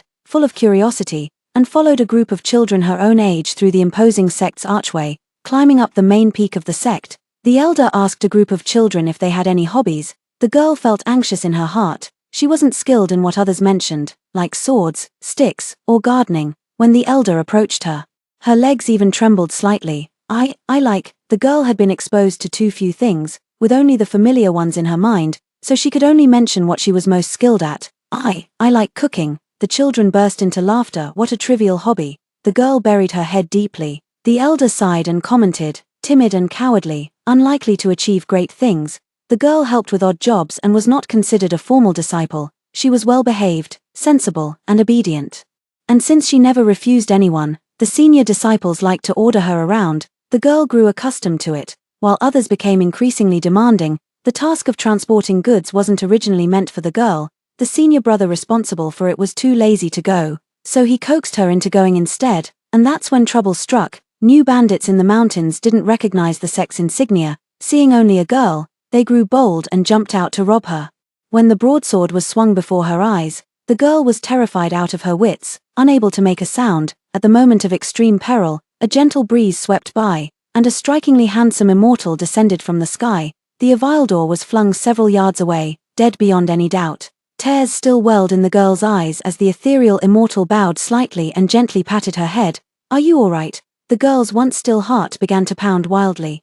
The girl became the closed-door disciple of the most powerful immortal master in the sect. Although her master never taught her much, she still respected and adored him, for that was what the books taught her, and that was what her senior brothers and sisters said. She judged others by herself. Her master was in seclusion for cultivation, so it was only natural that he had no time to teach her. She shouldn't hold it against him. After all, her master was her savior. Her senior sisters and brothers taught her to read and write, and she made rapid progress. Within a few years, she had nearly finished reading all the books in the library. She discovered an ancient text that recorded a very interesting spell, the 1,000-word technique, which allowed spiritual energy to be infused into characters for storage and later retrieved when needed. The slender girl in white clothes leaned over the desk and whispered, "If I had very, very high cultivation, couldn't I pass on words imbued with spiritual power to the weak for their practice, so they wouldn't be bullied anymore?" The girl's voice was very soft, and only 2 people heard her words. One was her, and the other was me. Time flies. And the girl has become capable enough to stand on her own. She was allowed to go out and gain experience. The girl was gentle and well behaved, and her fellow disciples all liked her. This fondness lasted until they encountered a peach blossom demon. The peach blossom demon had drained the life essence of several men from a nearby village. The senior and junior sisters were determined to kill her, but after hearing the demon's lament, the girl felt compassion and pleaded for mercy on her behalf. The way her senior and junior sisters looked at her changed. "Haji, humans and demons are different by nature. How could you plead for a demon?" No matter how the girl tried to persuade them, her senior and junior sisters remained unmoved. The senior and junior brothers, feeling sorry for the girl and also pitying the peach blossom demon, spoke up to console her, and their words were more effective than the girl's. Sure enough, no one wanted to kill the peach blossom demon anymore. The senior sisters all wanted to kill the peach blossom demon, and some of the senior brothers didn't treat her well either. The girl, because she pleaded for the peach blossom demon, was also ostracized by everyone. The 2 poor souls could only stick together. The girl patted the peach blossom demon's head. "I will protect you." A high-level demon beast attacked, and everyone was caught off guard. The girl took a hit for the peach blossom demon, was badly injured, and developed a high fever. Sometimes the peach blossom demon would stay with the girl, and sometimes she would leave. A few nights later, the peach blossom demon was taken by a few fellow disciples to a nearby forest. When the girl woke up and didn't see her, she followed the trail to find her, only to witness a horrifying scene. The peach blossom demon had gone mad and killed all the fellow disciples. The girl stood there in a daze, for some reason, not stepping forward to stop it. By the time others discovered what had happened, the bodies of the fellow disciples had already turned cold.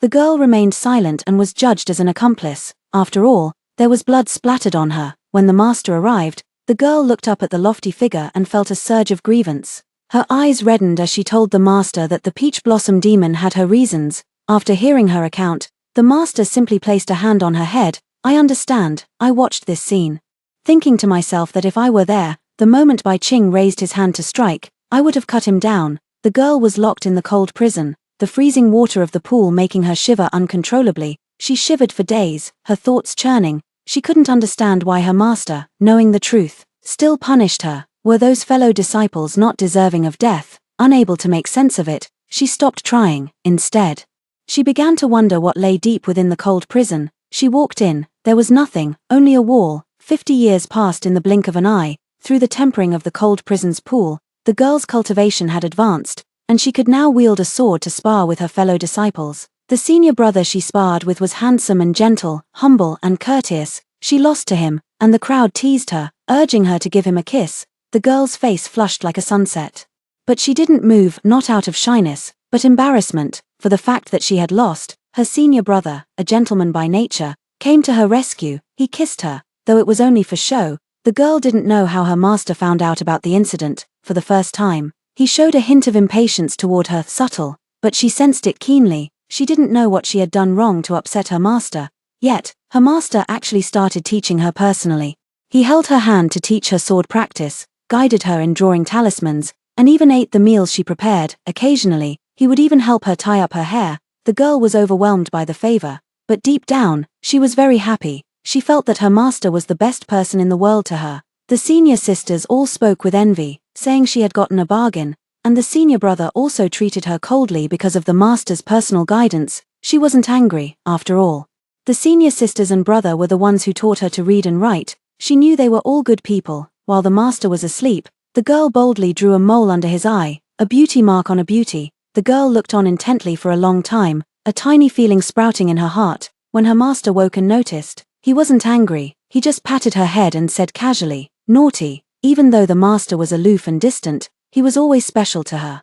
The girl thought to herself. The girl was locked in the cold cell again. It was very cold inside, and she didn't like it. Last month, she was locked in here for breaking her master's favorite teacup. This month, she was locked in again for not cleaning the fallen leaves thoroughly. Her master enjoyed punishing her by sending her to the cold cell. The girl had no choice but to try her best to adapt to it. After decades of passing by, the girl's cultivation had greatly advanced, and her relationship with her master grew increasingly closer. One night, just as he had saved her in the past, the master descended from the sky, took her hand in his palm, and asked her with sincerity and fervor, "Hiji, would you be willing to become my Tao companion?" Touched, the girl agreed. No one had taught her about love, and her master did not like her interacting with other men. Her world revolved solely around her master. The girl paid no mind to the hurtful gossip about her.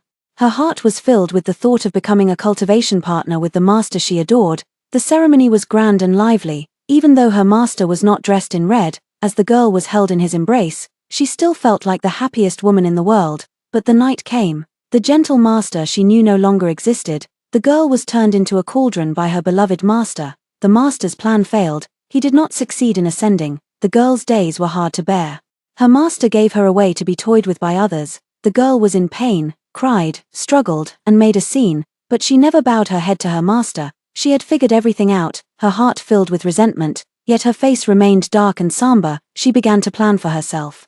In the bleak autumn, I quietly watched the girl's haggard face. She buried herself in books every day, her figure so thin a gust of wind could blow her away. Beside her were characters written over and over again, drafts piled up from the desk to the floor, as high as a small hill. She is practicing the 1,000-character primer. A fallen leaf brushed past my brow and landed before the girl. She picked it up, gazed at it for a moment, and suddenly broke into a smile. I said softly, "Even a reed can stand firm as a rock. I, Hiji, will never admit defeat." My heart stirred, and I lifted my eyes to meet her gaze, calm, steady, containing a storm powerful enough to destroy everything.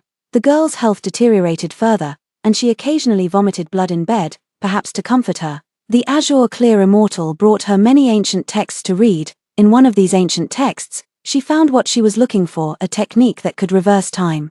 She began to run to the icy prison after every intimate encounter, carving one character after another on the deep walls. Beeching asked her why she wanted to go to the cold prison, and she only said one word, "Filthy." Enraged, Beeching slapped her. After the slap, looking at the frail girl, Beeching regretted it. She cupped the girl's face and wiped the tears from the corners of her eyes. Softly, she said, "Jia, don't make me angry." The girl fell silent, not looking at him. As still as stagnant water, Bai Ching looked at her like this and, for some reason, felt an inexplicable emptiness in his heart. Frowning, he asked the girl, "Why are you like this? Apart from refining you into a cauldron, I have not wronged you in any other way." As he spoke these words, he grew angry for some reason. Seeing the girl's indifferent expression, he flicked his sleeve and shouted, "You don't know what's good for you." He left, leaving the girl sitting alone in the room. Beeching did indeed become kind to her again, even going so far as to personally cook soup for her. When she refused to drink it, Beeching didn't force her as he used to. Instead, he leaned against her knee and asked, "Gia, what is it that you really want?" He never used to ask like this before. The girl lowered her gaze to look at him and said, "I want you to die." Beeching laughed, filling the room with radiance. He truly had a striking appearance. Every smile and frown was breathtakingly beautiful. Beeching combed her hair, but ended up with a handful of fallen strands. Startled, he took her wrist to check her pulse. His voice trembled, filled with disbelief. "Gia, why is your inner core empty? Where is your cultivation? No wonder your health is so poor. Are you trying to kill yourself?" "Gia," the girl remained silent, while he appeared deeply distressed, caressing her face and pressing her tightly against his chest. "I forbid you to die." Bai Qing began to keep the girl by her side at all times. Others only saw Bai Qing's profound affection, thinking Lady Haji was blessed, unaware that in secret, he held the girl by the waist, begging her not to die. The girl was ready. She had set up the formation in the cold prison. Even with only a 1 in 1,000 chance of success, she was willing to try. When Beeching rushed over, she was holding the dagger he had given her against her own heart, for the first time.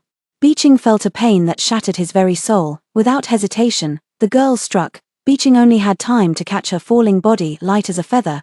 It was then that he realized how fragile she was, as if she might vanish from his embrace at any moment. His eyes were red, almost bloodshot. He kept murmuring, "How could it come to this? How could it come to this?" Beeching couldn't understand why, even though he had given the girl the best of everything in the world, including himself and his heart, she still sought death. Why is this? The lofty Beeching will never understand, to trample human dignity into the dust, and still expect her to love you, wanting both, yet utterly shameless. Even when your dignity has been trampled into the ground, you still go on loving him. No bottom line, no sense of shame. When the girl plunged the sword into her heart, I felt the pain as if it were my own, so intensely that my vision blurred, and I nearly fainted.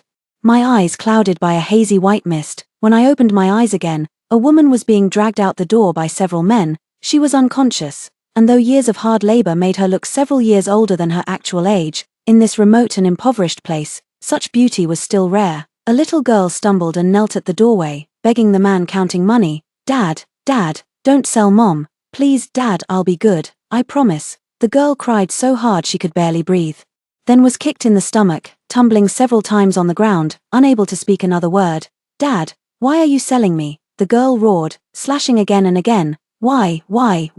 Blood splattered across her face. Trembling, she cried and laughed, her legs weak and head dizzy from killing for the first time. The girl fled into the sect and, by a twist of fate, became a disciple under the sect's most elite figure, the Azure Clarity Immortal Venerable. However, the girl inexplicably felt a bit of dislike for her cheap master, but fortunately, the master didn't pay much attention to her. After the Peach Blossom Demon incident, the master did occasionally glance at her a few more times. At first, the girl didn't like the cold prison, but after being locked up so many times, she got used to it. During one of her confinements, out of sheer boredom, she waded through the bone-chilling water and ventured deeper inside. There, she saw the writing on the corner of the wall. The girl found it strange and searched through ancient texts, finally discovering a similar technique, the 1,000-word formula.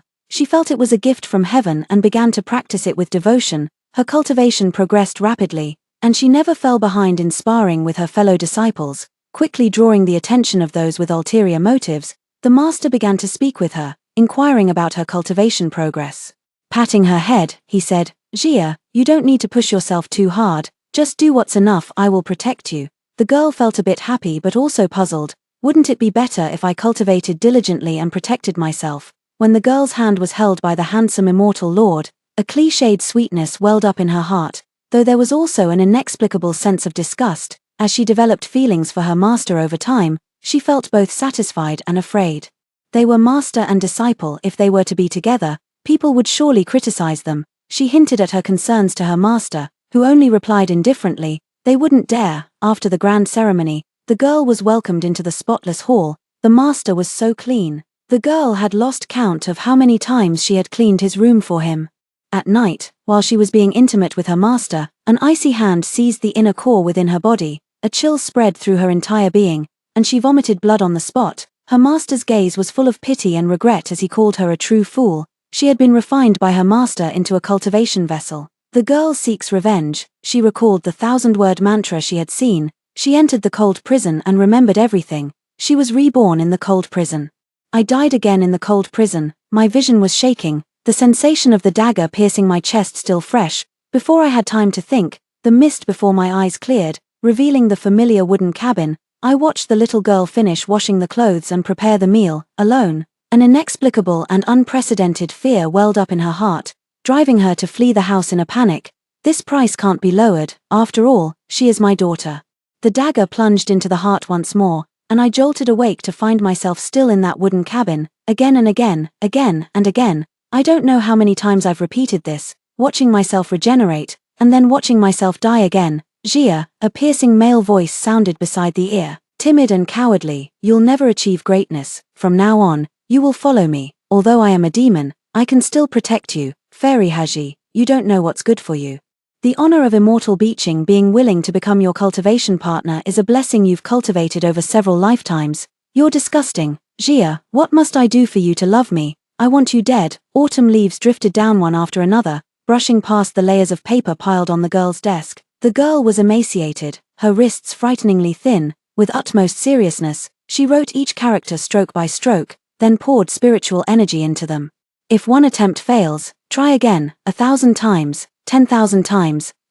He will never compromise. The girl's eyes were calm, etched with an indescribable weariness, dragging her ailing body into the cold prison. She finally carved the last character. Just before dying, she seemed to see my spirit form, her lips moving silently to say, enough. I was already in tears, and I knew exactly what she meant. I've suffered enough. A sharp pain struck my chest, and I opened my eyes to see a simple canopy above me. Sister Haji, you've been asleep for a month, and you're finally awake. The voice of the peach blossom spirit rang out joyfully beside my ear. I turned to look at her, and she exclaimed in surprise, Sister Haji, why are you crying? After I had fully recovered, I set out on the road with the peach blossom demon. All the major sects sent people to look for me. My battle with Beeching had made me famous.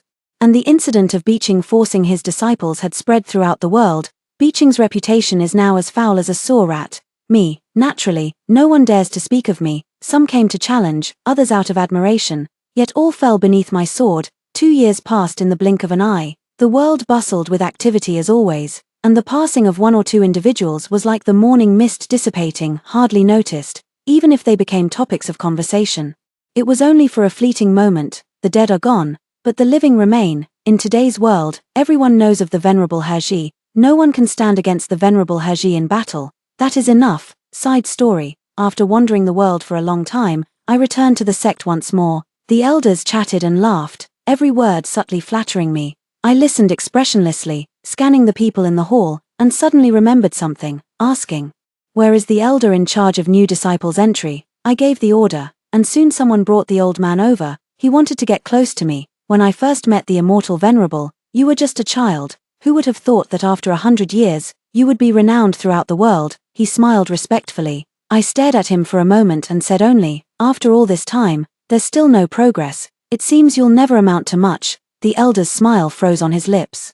What does the immortal Venerable mean by that? I looked at him. Who gave you permission to stand and speak to me? He completely lost his smile. When I first entered the mountain, I came from a humble background and had no spirit stones or magical artifacts to offer you. So you sent me to the back mountain to do odd jobs. I wonder how many disciples you've sent to the back mountain over all these years. Nonsense. The elder clearly argued with reason, yet sweat beaded on his forehead. I flicked my fingers, and the elder's knees felt as heavy as 1,000 pounds, forcing him to kneel, unable to stand upright, trembling slightly on the ground. Immortal Venerable, do not push your luck too far. Someone slammed the table and stood up. I merely cast a casual glance his way, and he fell silent as if his neck had been grabbed like a chicken's. This matter is actually quite simple to handle. If you wish to quell my anger, you cannot just put on a show. That elder, whether he was corrupt or not, was punished. As he lay on the ground, barely clinging to life, looking at me, I remembered the words he once used to describe me, cowardly and timid, unlikely to achieve great things. How interesting. Why would an elder deliberately suppress a new disciple for no reason? Does he not know what consequences his words might bring? Perhaps he knows, but he doesn't care. How would others view a new disciple who has been criticized by an elder? Was he acting on his own? Or was someone behind him giving instructions? Why would bandits dare to commit crimes at the foot of the sect's mountain? Why was it me who fell into the trap? I rarely think about the past these days, and when I occasionally figure something out, it only feels ironic. only sometimes, in the depths of midnight dreams, I find myself lost in those eyes I saw that autumn day, calm, profound. It is terrifying yet gives me an infinite sense of security. I truly love no one, I only pity myself.